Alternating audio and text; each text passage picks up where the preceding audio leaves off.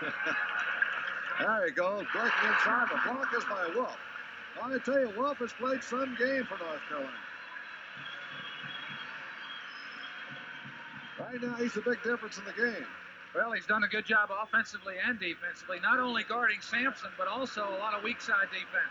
Charlie Jefferson outside. Lamp taps it along, and now Colescott shut it down. Colescott collides with his own teammate and is able to keep it alive.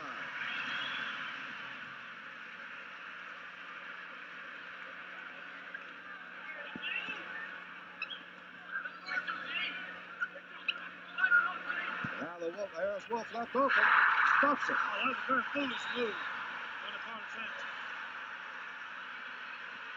He may be playing his career game. Yeah, it's got to be. Jeff Wolf